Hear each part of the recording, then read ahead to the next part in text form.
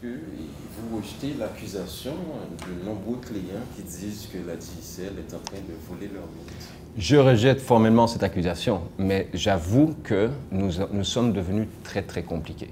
Je vais prendre les exemples des SMS. Des SMS que vous recevez un SMS envoyé à oui à 61 pour gagner. Quand on lit cet SMS-là, il dit « envoyez oui pour gagner ». Ça ne dit pas que vous allez rentrer dans un prélèvement automatique journalier, que chaque jour, vous allez rentrer un autre numéro pour gagner. Et les messages qu'on envoyait pour dire qu'on débitait le compte, quand on les envoyait, parce que ça aussi j'ai vérifié, il y a dans certains cas exceptionnels, on ne prévenait pas forcément le client qu'on prélevait un montant. Dans ces messages-là, on n'explique pas clairement qu'est-ce qu'on fait et on n'explique pas comment arrêter ce service. Okay?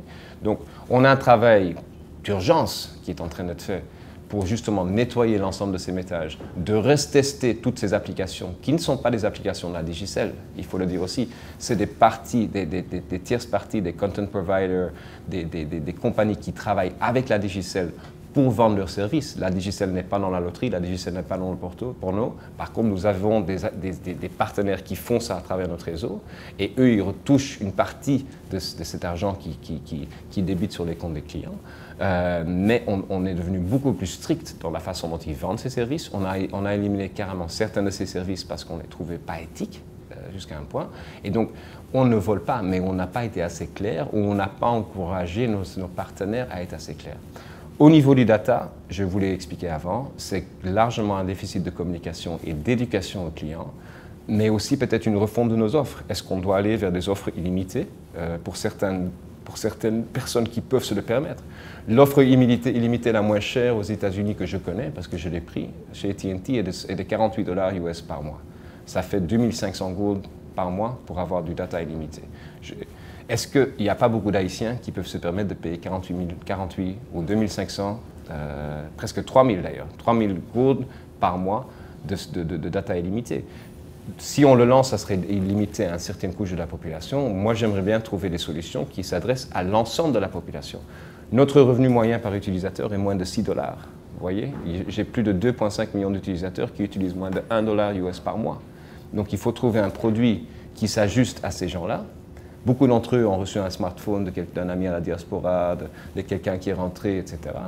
Et ils veulent l'utiliser, ils ont l'engouement d'avoir Internet, mais en même temps, il faut qu'ils comprennent aussi qu'il faut qu'ils dépensent un certain montant upfront, en une fois, afin de pouvoir bénéficier.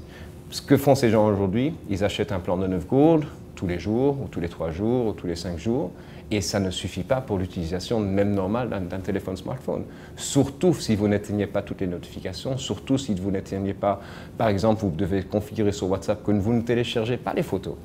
Les photos, quand vous ne le mettez pas correctement, les photos se téléchargent automatiquement. Il suffit que quelqu'un vous envoie une vidéo de 30 MB et vous avez utilisé la moitié de vos 50 MB que vous venez d'acheter. Donc, il y a à ce niveau-là un travail qui doit être fait.